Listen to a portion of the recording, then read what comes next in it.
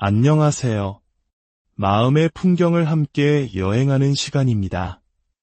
혹시 주변에 혹은 자기 자신이 다른 사람과 대화할 때 조금은 독특하거나 남들이 보기엔 이상하게 느껴지는 습관을 가지고 있다고 생각해 본 적 있으신가요? 예를 들어, 별일 아닌데도 자꾸만 사과를 하거나 자신의 이야기를 할 때 말을 더듬고 상대방의 기분을 살피느라 목소리, 톤을 계속 바꾸는 등의 모습 말입니다. 이런 행동들은 단순히 성격이나 습관의 문제로 치부되기 쉽지만 사실은 깊은 마음의 상처가 남긴 흔적일 수 있습니다. 특히 나르시시스트적 학대를 경험한 생존자들에게서 이런 모습이 자주 나타납니다. 나르시시스트적 학대란 극단적인 자기애에 빠진 사람에게 지속적으로 감정적, 심리적 조종과 통제, 비난을 당하는 것을 의미합니다. 우리에게 익숙한 가스라이팅이 대표적인 예입니다. 이런 관계 속에서 피해자는 끊임없이 자신의 생각과 감정을 의심하게 되고 갈등을 피하기 위해 필사적으로 자신의 모든 말과 행동을 검열하게 됩니다. 그 결과 다른 사람들과 소통하는 방식 자체가 완전히 뒤틀려 버리는 것이죠. 겉으로 보기엔 이상해 보일지 몰라도 그 하나하나의 행동에는 스스로를 보호하기 위한 처절한 생존 본능이 담겨 있습니다. 오늘 우리는 그 깊은 상처가 남긴 10가지 소통 방식에 대해 이야기 나누며 그 안에 숨겨진 이유를 이해하고 더 나아가 진정한 자신의 목소리를 되찾는 치유의 여정을 함께 시작해보려 합니다. 오늘 이야기가 시작되기 전 잠시 여러분의 따뜻한 마음을 나누어 주세요. 좋아요와 구독은 저희에게 큰 힘이 될 뿐만 아니라 이 영상이 비슷한 아픔을 겪는 더 많은 분들에게 닿을 수 있는 소중한 기회가 됩니다.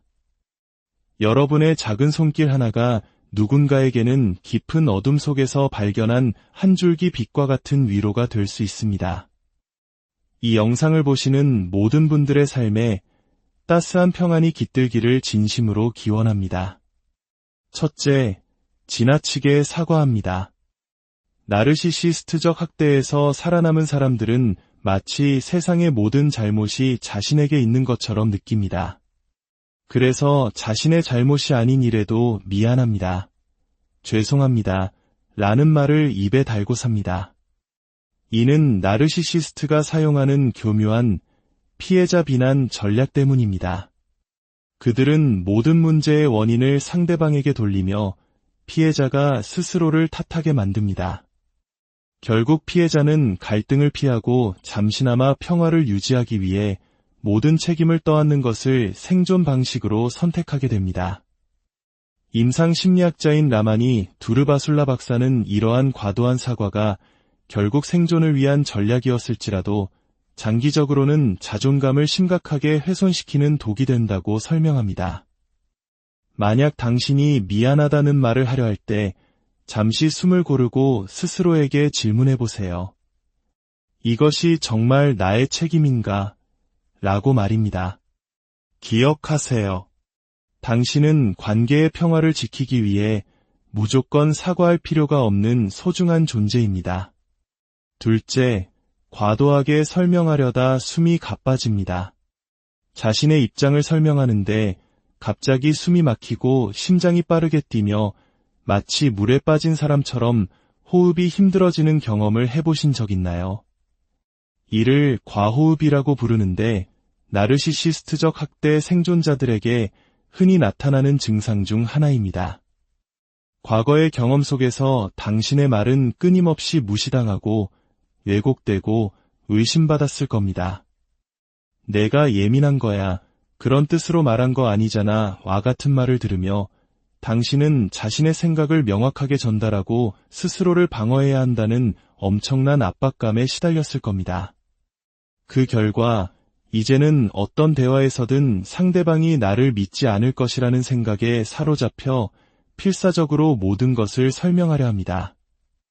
몸은 모든 대화를 마치 생사가 걸린 토론처럼 받아들이고 교감신경계는 극도의 긴장 상태에 돌입합니다. 만약 이런 순간이 찾아온다면 하던 말을 잠시 멈추고 천천히 깊게 숨을 쉬어보세요. 그리고 스스로에게 말해주세요. 나는 모든 것을 증명할 필요가 없어. 내 말은 그 자체로 충분해 라고요. 셋째, 자신의 경험을 이야기할 때 말을 더듬습니다. 자신의 아픈 경험을 누군가에게 털어놓는 것은 무척이나 어려운 일입니다. 특히 나르시시스트적 학대를 겪었다면 그 이야기를 꺼낼 때 유독 말을 더듬거나 문장을 끝맺지 못하는 자신을 발견하게 될 수 있습니다. 머릿속에서는 하고 싶은 말이 분명히 있는데도 입 밖으로 나오는 순간 뒤죽박죽 엉켜버리는 것이죠. 트라우마 전문가인 주디스 허먼 박사는 트라우마 생존자들이 종종 분열된 자아 감각을 갖게 된다고 말합니다. 오랜 시간 동안 침묵을 강요당하고 자신의 감정과 기억을 비난받았기 때문에 자기 이야기의 모든 세부 사항을 스스로 의심하게 되는 것입니다. 나르시시스트는 당신의 현실 감각 자체를 무너뜨립니다. 그건 내가 잘못 기억하는 거야 라는 말을 반복해서 듣다 보면 마침내 자유롭게 말할 기회가 주어져도 뇌는 여전히 비난과 공격을 예상하며 최고 수준의 경계태세를 늦추지 못합니다. 이런 어려움을 극복하기 위해 의식적으로 천천히 말하는 연습을 해보세요. 현재에 집중하며 발이 땅에 단단히 닿아 있음을 느껴보는 것도 좋습니다.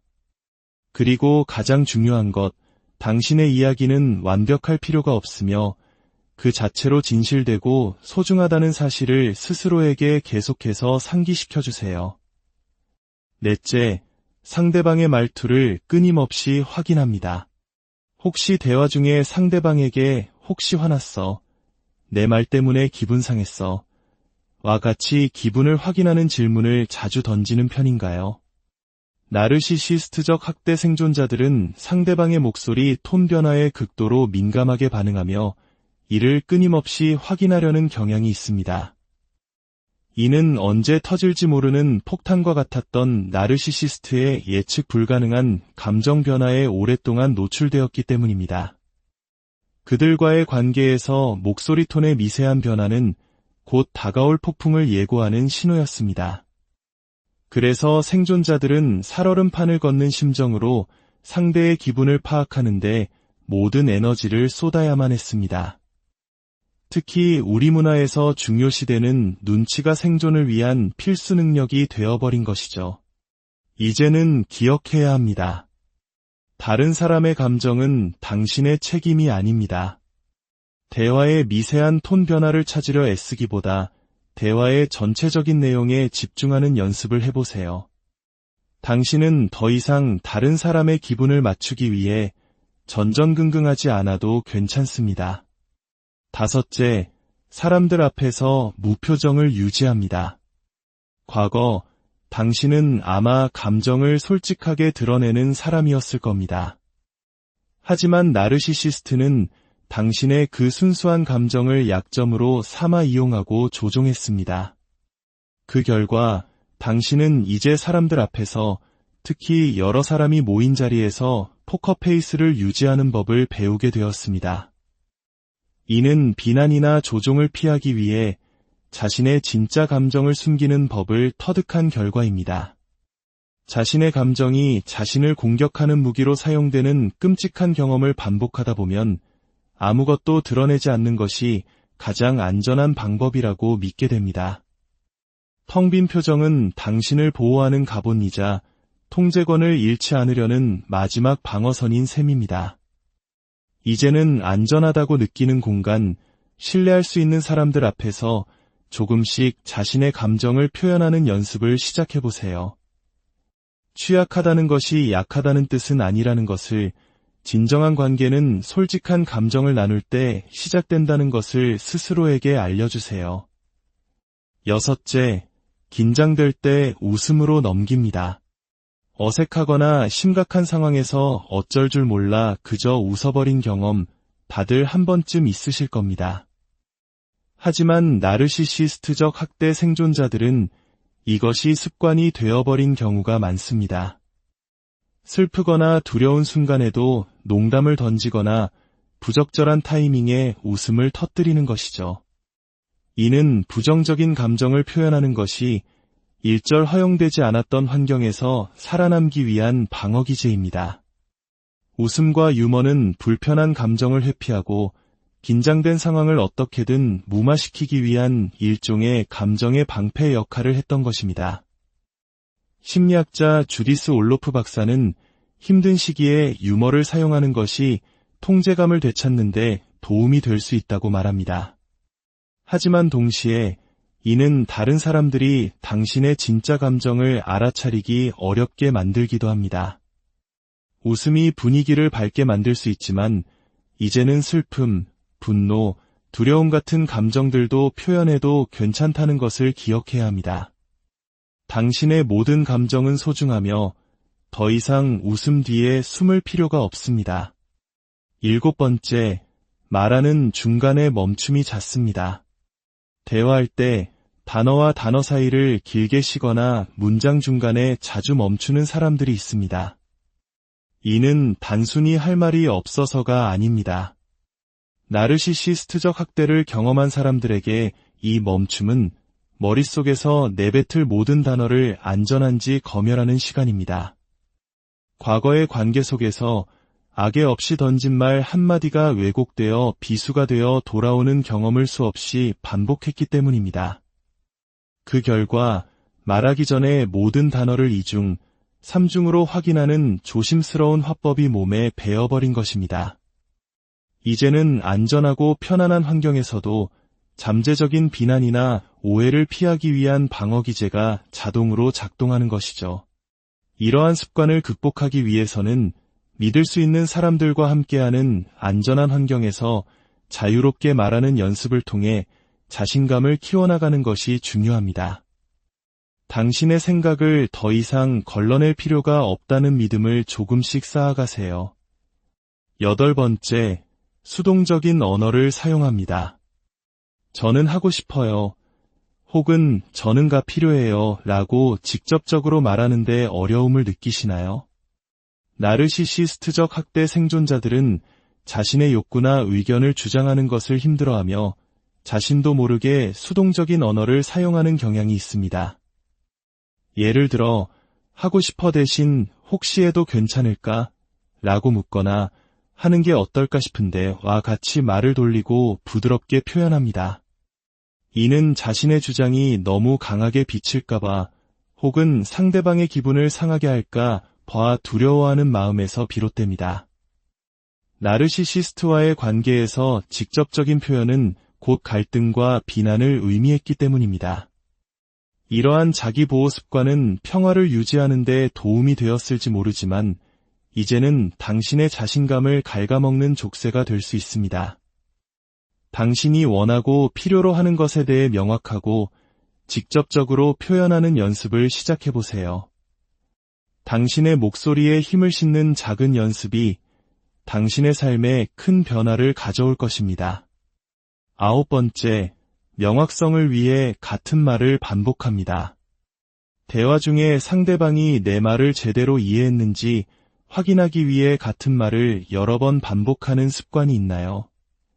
이 또한 나르시시스트적 학대의 깊은 상처에서 비롯될 수 있습니다. 당신이 아무리 명확하게 이야기해도 나르시시스트는 당신의 말을 의도적으로 예곡하거나 이해하지 못한 척 행동했을 것입니다.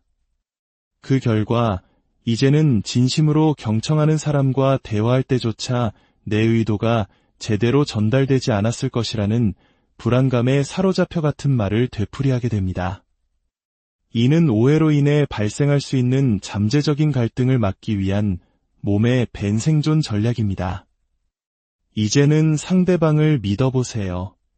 당신의 메시지는 한 번으로도 충분히 잘 전달되었다고 믿고 대화 중에 잠시 침묵의 시간을 가져보세요. 상대방이 당신의 말을 소화하고 응답할 기회를 주는 것입니다. 마지막 10번째, 눈을 마주치는 것을 피합니다. 눈은 말보다 더 많은 것을 이야기한다고 하죠. 나르시시스트적 학대 생존자들에게 눈을 마주치는 행위는 불편함을 넘어 이협적으로 느껴질 수 있습니다. 그래서 대화 중에 무의식적으로 상대방의 시선을 피하게 됩니다. 이는 결코 당신이 수줍거나 비우호적이어서가 아닙니다. 과거의 나르시시스트가 상대를 위협하고 통제하고 감시하기 위해 강렬한 눈빛을 무기로 사용했을 가능성이 높습니다. 그들의 날카로운 시선 아래서 당신은 벌거벗겨진 듯한 불안함과 두려움을 느꼈을 것이고 시선을 피하는 것이 스스로를 보호하는 유일한 방법이었을 겁니다. 그래서 이제는 친절하고 신뢰할 수 있는 사람의 따뜻한 눈빛조차도 당신의 무의식은 잠재적인 위협으로 인식하고 피하려 하는 것입니다. 안전하고 지지적인 환경에서 신뢰하는 사람과 함께 조금씩 눈을 마주치는 시간을 늘려가는 연습을 해보세요. 눈맞춤을 통해 당신이 세상과 더 깊이 연결되고 편안함을 느낄 수 있게 될 것입니다. 오늘 우리가 함께 나눈 이 10가지 소통 방식들, 만약 당신 자신이나 혹은 당신이 아는 누군가에게서 이런 모습을 발견했다면 기억해 주세요. 이것은 비정상적인 상황에 대한 지극히 정상적인 반응이라는 것을요. 이 습관들은 당신이 약하거나 이상해서가 아닙니다. 오히려 그 지옥 같은 시간 속에서 살아남기 위해 필사적으로 노력했다는 명백한 증거입니다. 물론 과거 당신을 지켜주었던 이 방어기제들이 때로는 다른 사람들과 진정으로 연결되고 자유롭게 자신을 표현하는 데 걸림돌이 될 수도 있습니다. 하지만 좋은 소식은 우리가 이 패턴들을 인식하고 연습을 통해 조금씩 깨뜨려 나갈 수 있다는 것입니다. 아주 작은 발걸음부터 시작해도 괜찮습니다. 조금 더 직접적으로 말해보고 때로는 취약해지는 것을 스스로에게 허락하며 관계 속에서 자신감을 쌓아가는 모든 노력이 당신을 치유로 이끌 것입니다. 당신은 결코 혼자가 아닙니다. 당신의 이야기는 그 자체로 소중하며 당신은 온전히 사랑받을 자격이 충분한 사람입니다. 이 치유의 여정은 결코 쉽지 않겠지만 당신의 모든 발걸음마다 따스한 빛이 함께하기를, 그래서 마침내 세상의 그 어떤 시선 앞에서도 당신의 진정한 목소리로 당당하게 이야기할 수 있는 그날이 오기를. 안녕하세요. 마음의 풍경을 함께 여행하는 시간입니다. 혹시 주변에 혹은 자기 자신이 다른 사람과 대화할 때 조금은 독특하거나 남들이 보기엔 이상하게 느껴지는 습관을 가지고 있다고 생각해 본 적 있으신가요? 예를 들어 별일 아닌데도 자꾸만 사과를 하거나 자신의 이야기를 할 때 말을 더듬고 상대방의 기분을 살피느라 목소리, 톤을 계속 바꾸는 등의 모습 말입니다. 이런 행동들은 단순히 성격이나 습관의 문제로 치부되기 쉽지만 사실은 깊은 마음의 상처가 남긴 흔적일 수 있습니다. 특히 나르시시스트적 학대를 경험한 생존자들에게서 이런 모습이 자주 나타납니다. 나르시시스트적 학대란 극단적인 자기애에 빠진 사람에게 지속적으로 감정적, 심리적 조종과 통제, 비난을 당하는 것을 의미합니다. 우리에게 익숙한 가스라이팅이 대표적인 예입니다. 이런 관계 속에서 피해자는 끊임없이 자신의 생각과 감정을 의심하게 되고 갈등을 피하기 위해 필사적으로 자신의 모든 말과 행동을 검열하게 됩니다. 그 결과 다른 사람들과 소통하는 방식 자체가 완전히 뒤틀려 버리는 것이죠. 겉으로 보기엔 이상해 보일지 몰라도 그 하나하나의 행동에는 스스로를 보호하기 위한 처절한 생존 본능이 담겨 있습니다. 오늘 우리는 그 깊은 상처가 남긴 10가지 소통 방식에 대해 이야기 나누며 그 안에 숨겨진 이유를 이해하고 더 나아가 진정한 자신의 목소리를 되찾는 치유의 여정을 함께 시작해보려 합니다. 오늘 이야기가 시작되기 전 잠시 여러분의 따뜻한 마음을 나누어 주세요. 좋아요와 구독은 저희에게 큰 힘이 될 뿐만 아니라 이 영상이 비슷한 아픔을 겪는 더 많은 분들에게 닿을 수 있는 소중한 기회가 됩니다. 여러분의 작은 손길 하나가 누군가에게는 깊은 어둠 속에서 발견한 한 줄기 빛과 같은 위로가 될 수 있습니다. 이 영상을 보시는 모든 분들의 삶에 따스한 평안이 깃들기를 진심으로 기원합니다. 첫째, 지나치게 사과합니다. 나르시시스트적 학대에서 살아남은 사람들은 마치 세상의 모든 잘못이 자신에게 있는 것처럼 느낍니다. 그래서 자신의 잘못이 아닌 일에도 미안합니다, 죄송합니다 라는 말을 입에 달고 삽니다. 이는 나르시시스트가 사용하는 교묘한 피해자 비난 전략 때문입니다. 그들은 모든 문제의 원인을 상대방에게 돌리며 피해자가 스스로를 탓하게 만듭니다. 결국 피해자는 갈등을 피하고 잠시나마 평화를 유지하기 위해 모든 책임을 떠안는 것을 생존 방식으로 선택하게 됩니다.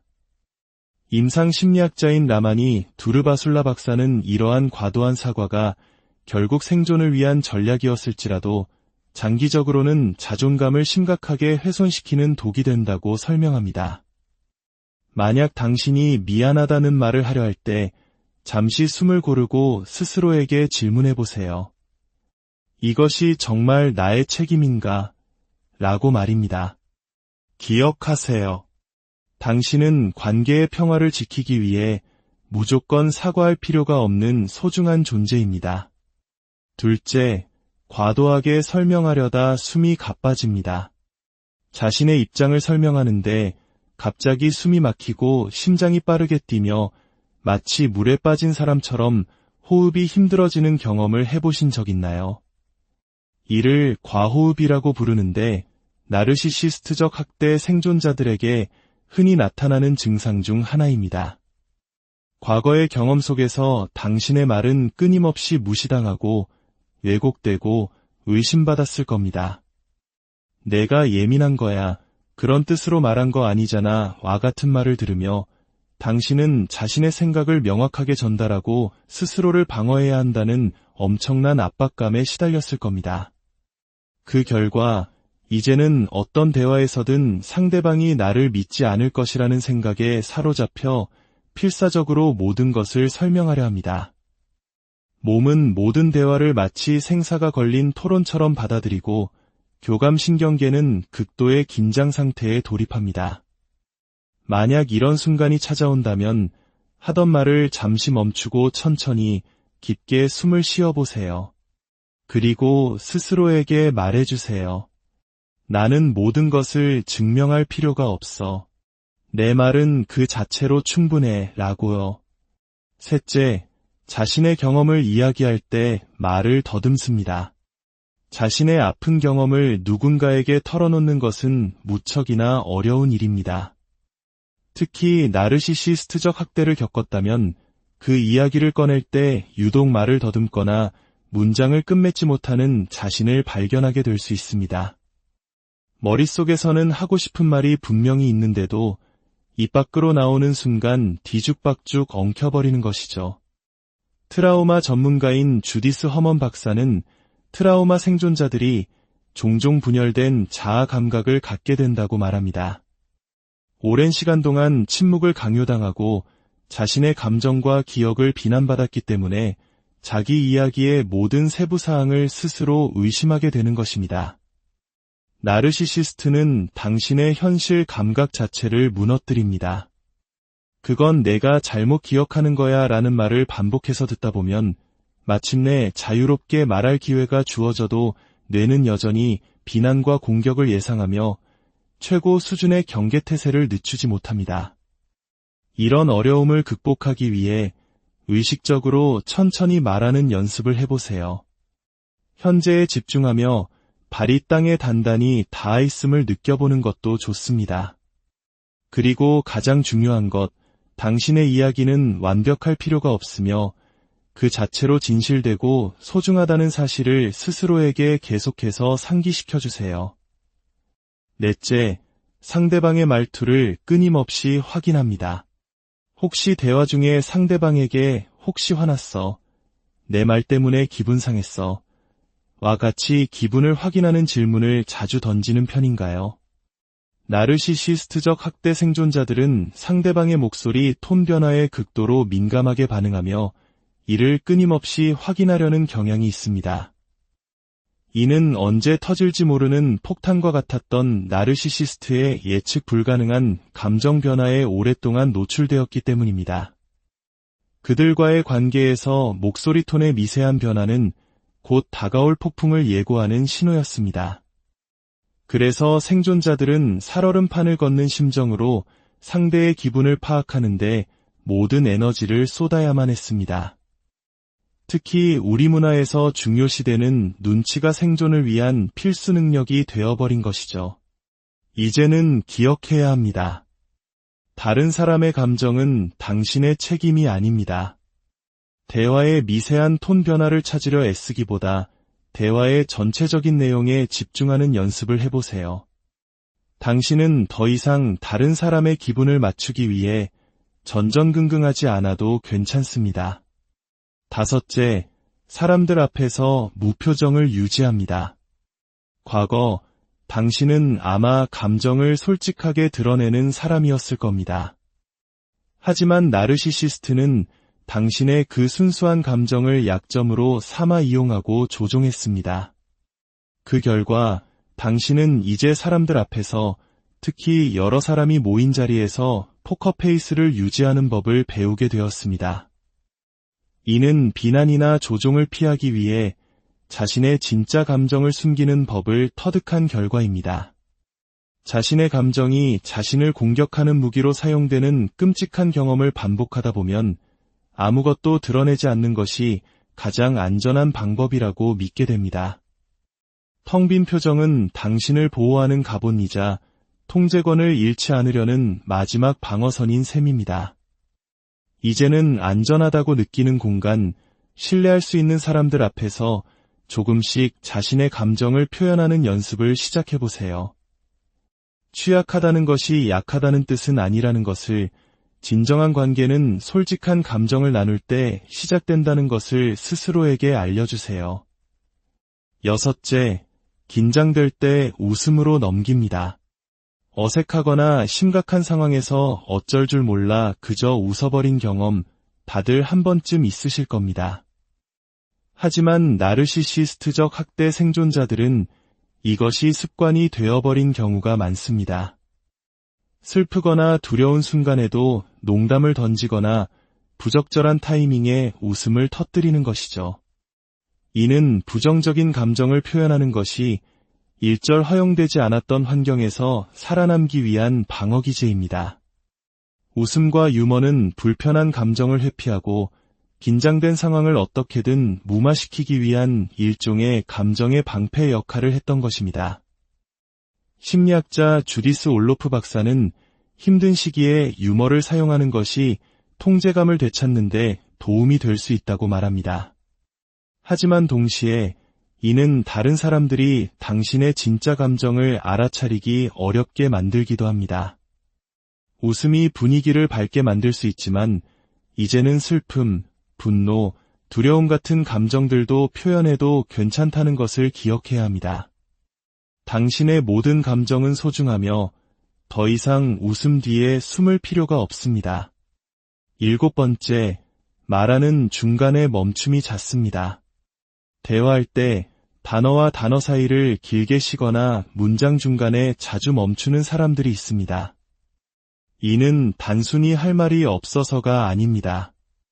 나르시시스트적 학대를 경험한 사람들에게 이 멈춤은 머릿속에서 내뱉을 모든 단어를 안전한지 검열하는 시간입니다. 과거의 관계 속에서 악의 없이 던진 말 한마디가 왜곡되어 비수가 되어 돌아오는 경험을 수없이 반복했기 때문입니다. 그 결과 말하기 전에 모든 단어를 2중, 3중으로 확인하는 조심스러운 화법이 몸에 배어버린 것입니다. 이제는 안전하고 편안한 환경에서도 잠재적인 비난이나 오해를 피하기 위한 방어기제가 자동으로 작동하는 것이죠.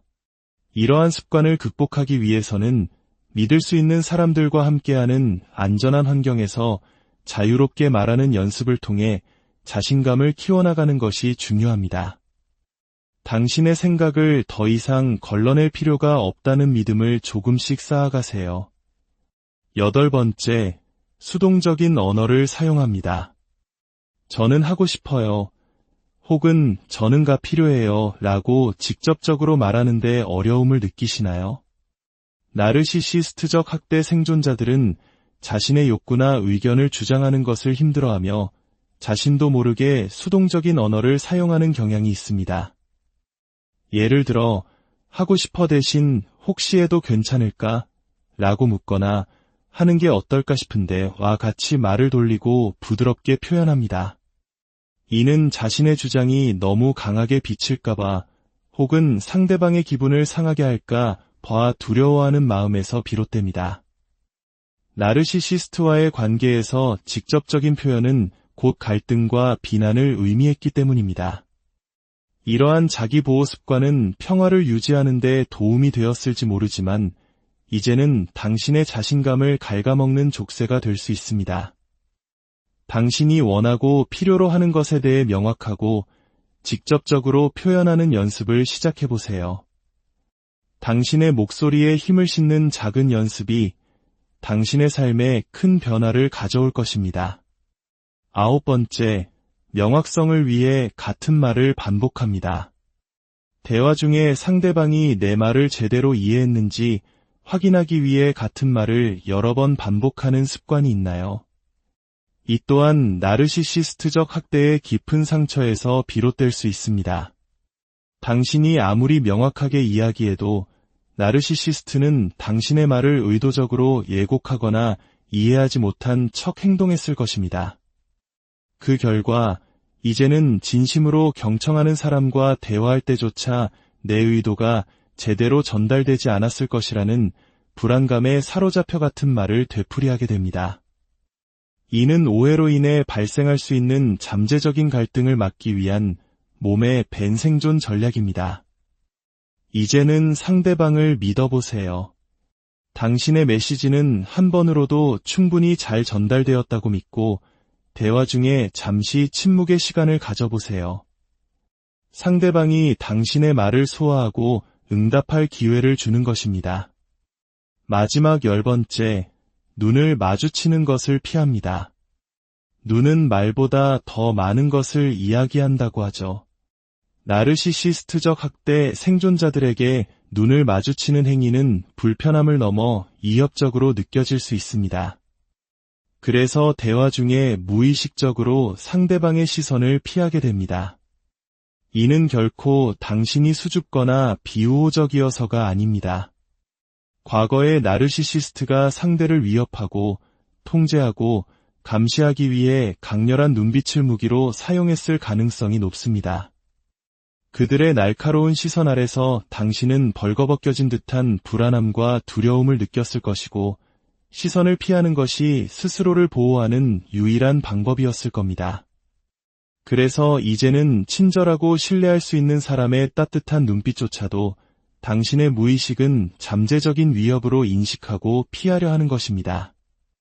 안전하고 지지적인 환경에서 신뢰하는 사람과 함께 조금씩 눈을 마주치는 시간을 늘려가는 연습을 해보세요. 눈맞춤을 통해 당신이 세상과 더 깊이 연결되고 편안함을 느낄 수 있게 될 것입니다. 오늘 우리가 함께 나눈 이 10가지 소통 방식들, 만약 당신 자신이나 혹은 당신이 아는 누군가에게서 이런 모습을 발견했다면 기억해 주세요. 이것은 비정상적인 상황에 대한 지극히 정상적인 반응이라는 것을요. 이 습관들은 당신이 약하거나 이상해서가 아닙니다. 오히려 그 지옥 같은 시간 속에서 살아남기 위해 필사적으로 노력했다는 명백한 증거입니다. 물론 과거 당신을 지켜주었던 이 방어기제들이 때로는 다른 사람들과 진정으로 연결되고 자유롭게 자신을 표현하는 데 걸림돌이 될 수도 있습니다. 하지만 좋은 소식은 우리가 이 패턴들을 인식하고 연습을 통해 조금씩 깨뜨려 나갈 수 있다는 것입니다. 아주 작은 발걸음부터 시작해도 괜찮습니다. 조금 더 직접적으로 말해보고 때로는 취약해지는 것을 스스로에게 허락하며 관계 속에서 자신감을 쌓아가는 모든 노력이 당신을 치유로 이끌 것입니다. 당신은 결코 혼자가 아닙니다. 당신의 이야기는 그 자체로 소중하며 당신은 온전히 사랑받을 자격이 충분한 사람입니다. 이 치유의 여정은 결코 쉽지 않겠지만 당신의 모든 발걸음마다 따스한 빛이 함께하기를, 그래서 마침내 세상의 그 어떤 시선 앞에서도 당신의 진정한 목소리로 당당하게 이야기할 수 있는 그날이 오기를. 안녕하세요. 마음의 풍경을 함께 여행하는 시간입니다. 혹시 주변에 혹은 자기 자신이 다른 사람과 대화할 때 조금은 독특하거나 남들이 보기엔 이상하게 느껴지는 습관을 가지고 있다고 생각해 본 적 있으신가요? 예를 들어 별일 아닌데도 자꾸만 사과를 하거나 자신의 이야기를 할 때 말을 더듬고 상대방의 기분을 살피느라 목소리, 톤을 계속 바꾸는 등의 모습 말입니다. 이런 행동들은 단순히 성격이나 습관의 문제로 치부되기 쉽지만 사실은 깊은 마음의 상처가 남긴 흔적일 수 있습니다. 특히 나르시시스트적 학대를 경험한 생존자들에게서 이런 모습이 자주 나타납니다. 나르시시스트적 학대란 극단적인 자기애에 빠진 사람에게 지속적으로 감정적, 심리적 조종과 통제, 비난을 당하는 것을 의미합니다. 우리에게 익숙한 가스라이팅이 대표적인 예입니다.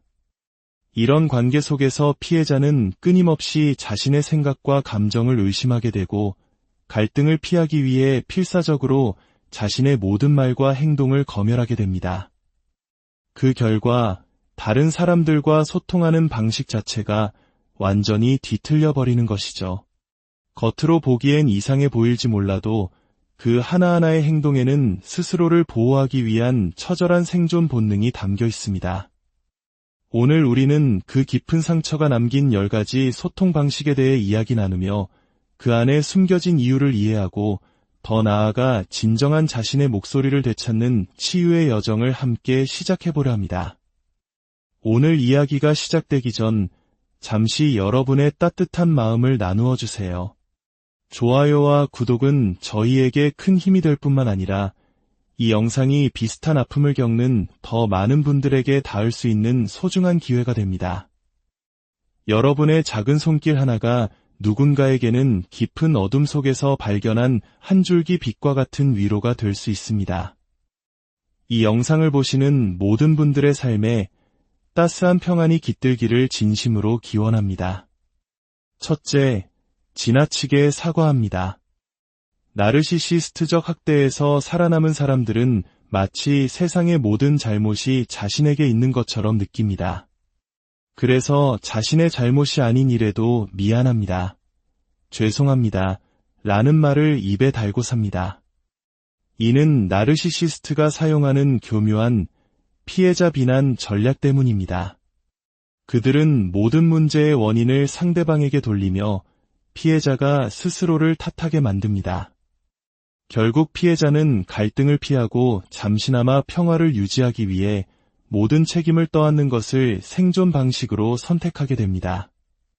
임상 심리학자인 라마니 두르바술라 박사는 이러한 과도한 사과가 결국 생존을 위한 전략이었을지라도 장기적으로는 자존감을 심각하게 훼손시키는 독이 된다고 설명합니다. 만약 당신이 미안하다는 말을 하려 할 때 잠시 숨을 고르고 스스로에게 질문해 보세요. 이것이 정말 나의 책임인가? 라고 말입니다. 기억하세요. 당신은 관계의 평화를 지키기 위해 무조건 사과할 필요가 없는 소중한 존재입니다. 둘째, 과도하게 설명하려다 숨이 가빠집니다. 자신의 입장을 설명하는데 갑자기 숨이 막히고 심장이 빠르게 뛰며 마치 물에 빠진 사람처럼 호흡이 힘들어지는 경험을 해보신 적 있나요?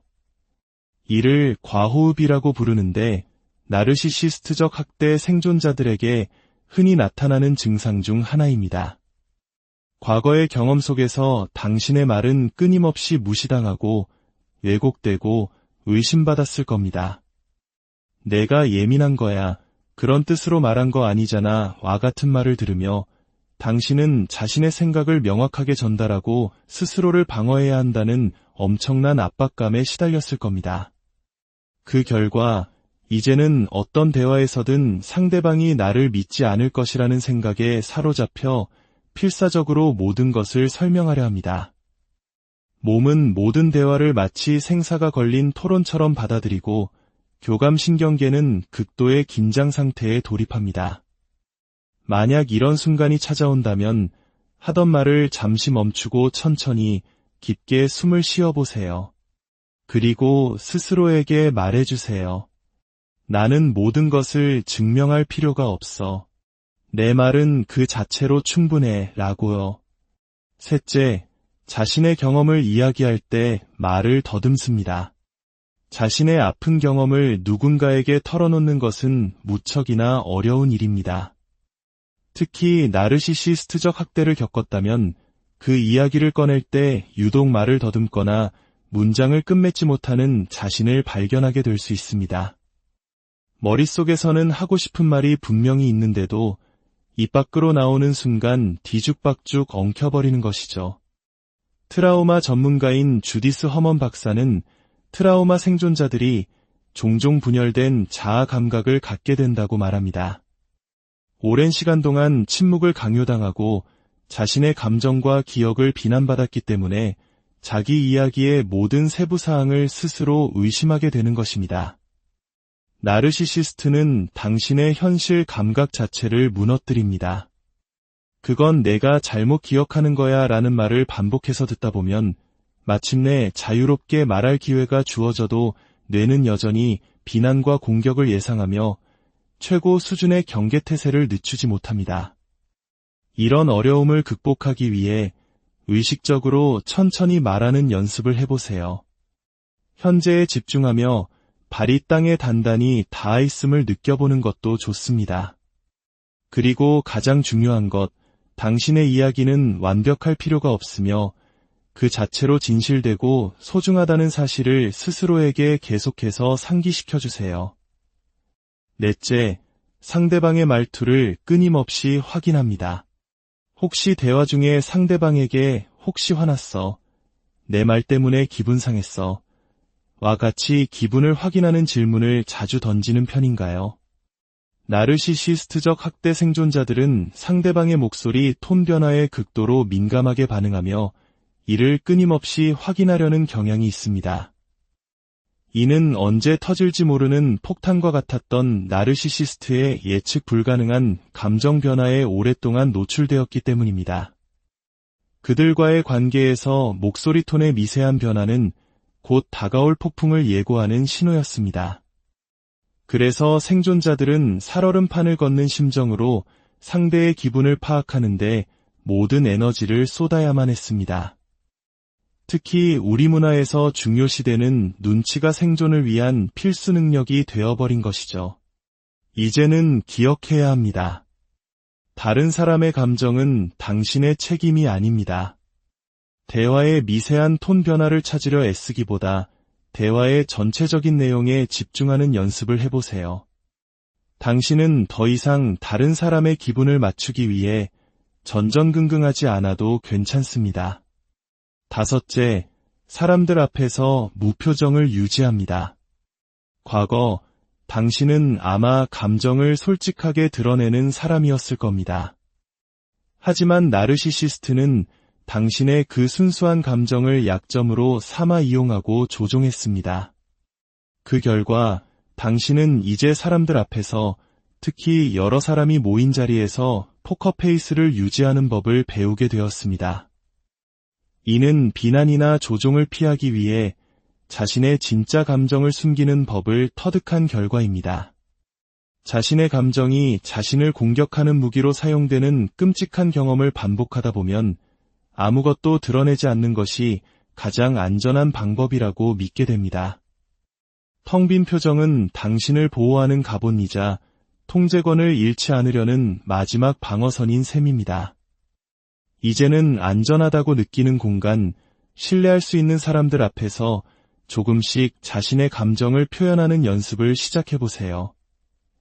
취약하다는 것이 약하다는 뜻은 아니라는 것을, 진정한 관계는 솔직한 감정을 나눌 때 시작된다는 것을 스스로에게 알려주세요.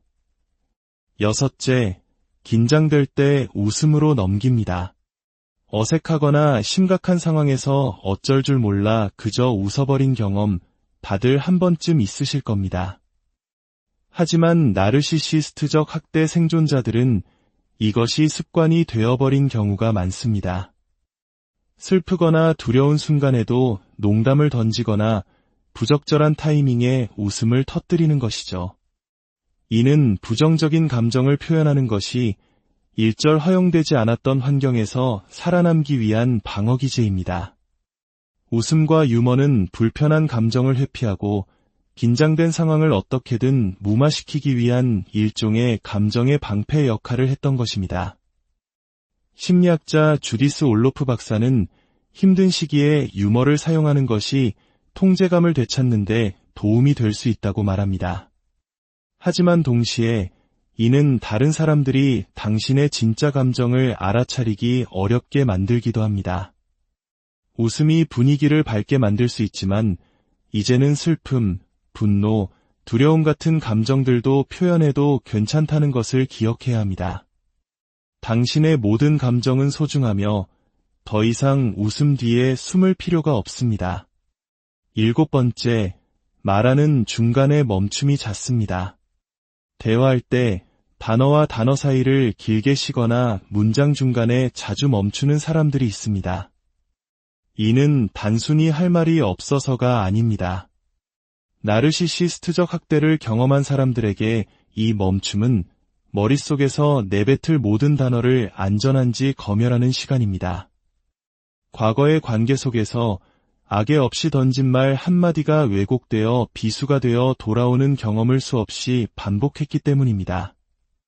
그 결과 말하기 전에 모든 단어를 2중, 3중으로 확인하는 조심스러운 화법이 몸에 배어버린 것입니다. 이제는 안전하고 편안한 환경에서도 잠재적인 비난이나 오해를 피하기 위한 방어기제가 자동으로 작동하는 것이죠. 이러한 습관을 극복하기 위해서는 믿을 수 있는 사람들과 함께하는 안전한 환경에서 자유롭게 말하는 연습을 통해 자신감을 키워나가는 것이 중요합니다. 당신의 생각을 더 이상 걸러낼 필요가 없다는 믿음을 조금씩 쌓아가세요. 8번째, 수동적인 언어를 사용합니다. 저는 하고 싶어요. 혹은 저는가 필요해요 라고 직접적으로 말하는데 어려움을 느끼시나요? 나르시시스트적 학대 생존자들은 자신의 욕구나 의견을 주장하는 것을 힘들어하며 자신도 모르게 수동적인 언어를 사용하는 경향이 있습니다. 예를 들어 하고 싶어 대신 혹시 해도 괜찮을까? 라고 묻거나 하는 게 어떨까 싶은데 와 같이 말을 돌리고 부드럽게 표현합니다. 이는 자신의 주장이 너무 강하게 비칠까봐 혹은 상대방의 기분을 상하게 할까 봐 두려워하는 마음에서 비롯됩니다. 나르시시스트와의 관계에서 직접적인 표현은 곧 갈등과 비난을 의미했기 때문입니다. 이러한 자기보호 습관은 평화를 유지하는 데 도움이 되었을지 모르지만 이제는 당신의 자신감을 갉아먹는 족쇄가 될 수 있습니다. 당신이 원하고 필요로 하는 것에 대해 명확하고 직접적으로 표현하는 연습을 시작해보세요. 당신의 목소리에 힘을 싣는 작은 연습이 당신의 삶에 큰 변화를 가져올 것입니다. 9번째, 명확성을 위해 같은 말을 반복합니다. 대화 중에 상대방이 내 말을 제대로 이해했는지 확인하기 위해 같은 말을 여러 번 반복하는 습관이 있나요?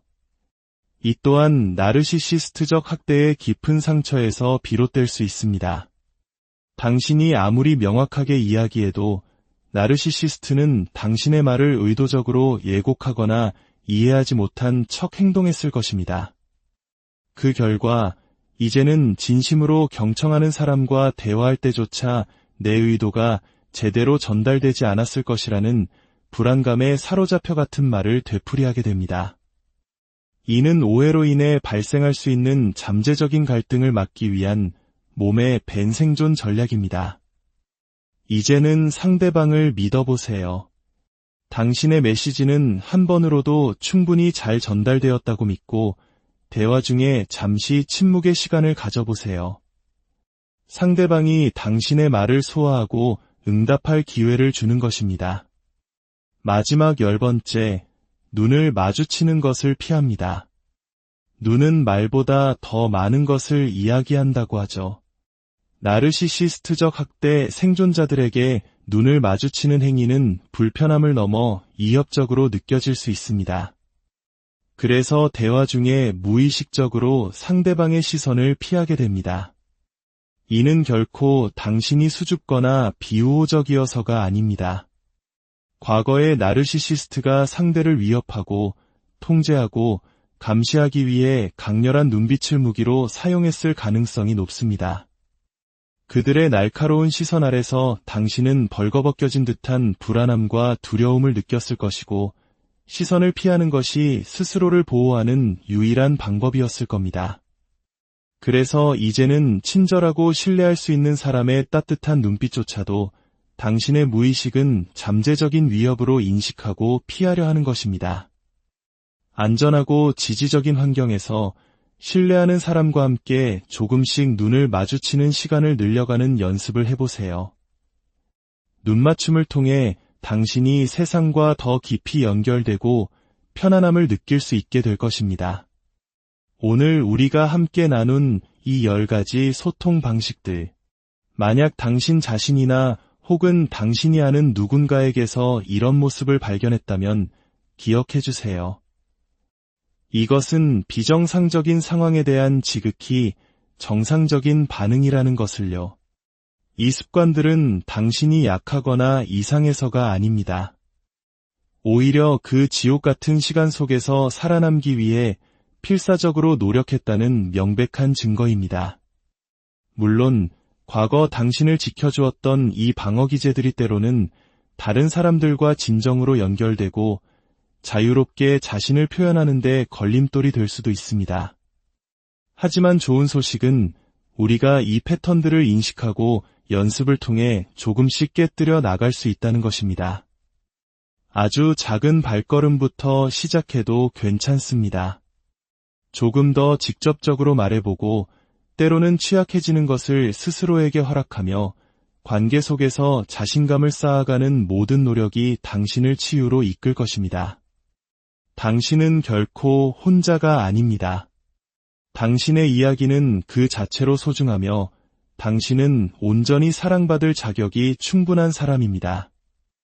이 치유의 여정은 결코 쉽지 않겠지만 당신의 모든 발걸음마다 따스한 빛이 함께하기를, 그래서 마침내 세상의 그 어떤 시선 앞에서도 당신의 진정한 목소리로 당당하게 이야기할 수 있는 그날이 오기를. 안녕하세요.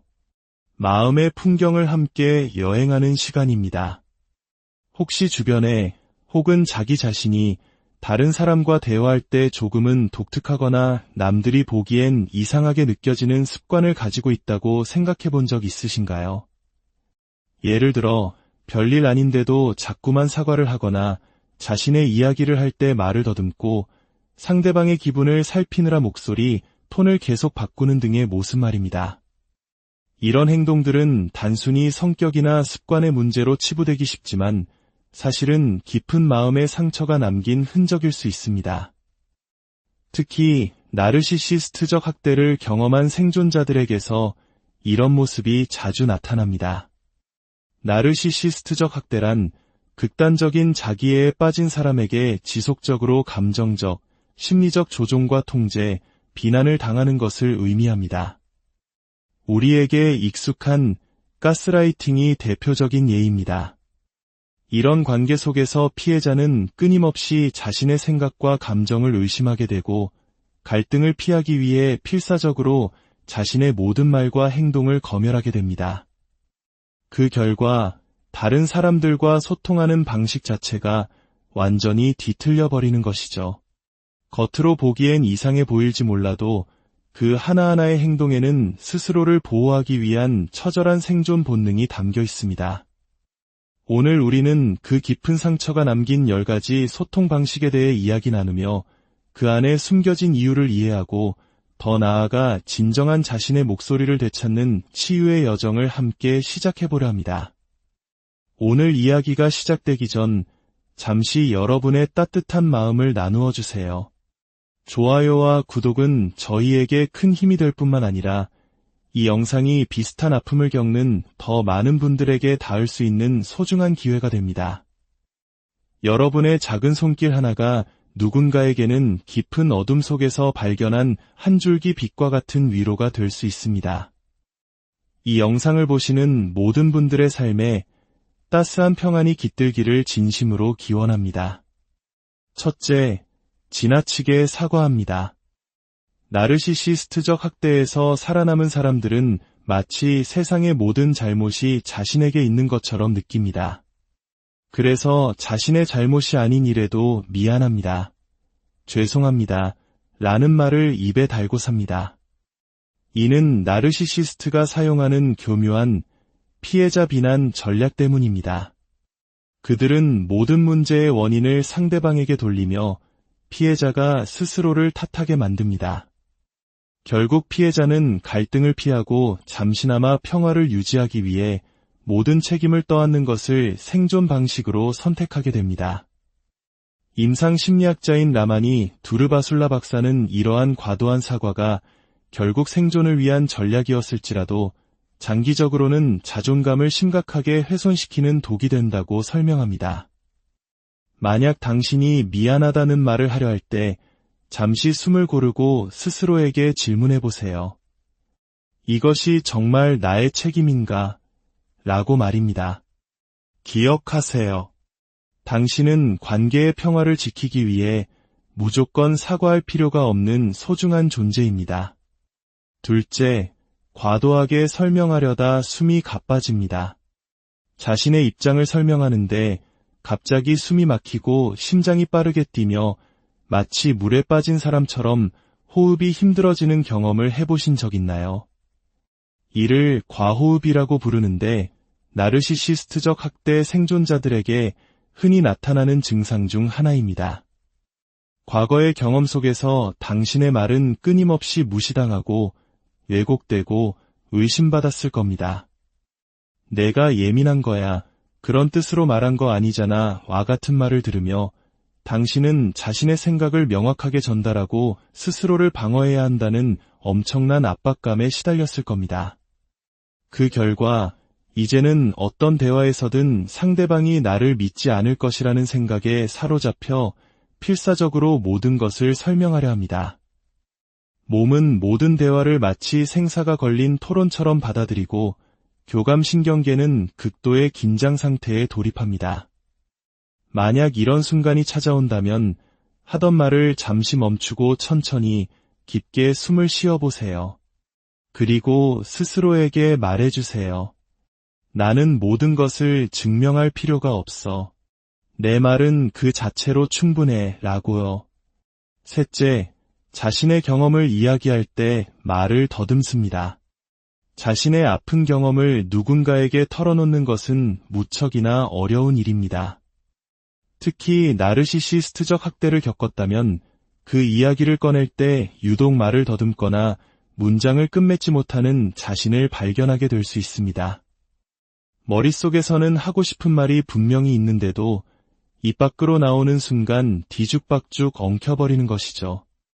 트라우마 전문가인 주디스 허먼 박사는 트라우마 생존자들이 종종 분열된 자아 감각을 갖게 된다고 말합니다. 오랜 시간 동안 침묵을 강요당하고 자신의 감정과 기억을 비난받았기 때문에 자기 이야기의 모든 세부 사항을 스스로 의심하게 되는 것입니다. 나르시시스트는 당신의 현실 감각 자체를 무너뜨립니다. 그건 내가 잘못 기억하는 거야 라는 말을 반복해서 듣다 보면 마침내 자유롭게 말할 기회가 주어져도 뇌는 여전히 비난과 공격을 예상하며 최고 수준의 경계태세를 늦추지 못합니다. 이런 어려움을 극복하기 위해 의식적으로 천천히 말하는 연습을 해보세요. 현재에 집중하며 발이 땅에 단단히 닿아 있음을 느껴보는 것도 좋습니다. 그리고 가장 중요한 것, 당신의 이야기는 완벽할 필요가 없으며 그 자체로 진실되고 소중하다는 사실을 스스로에게 계속해서 상기시켜주세요. 넷째, 상대방의 말투를 끊임없이 확인합니다. 혹시 대화 중에 상대방에게 혹시 화났어? 내 말 때문에 기분 상했어? 와 같이 기분을 확인하는 질문을 자주 던지는 편인가요? 나르시시스트적 학대 생존자들은 상대방의 목소리, 톤 변화에 극도로 민감하게 반응하며 이를 끊임없이 확인하려는 경향이 있습니다.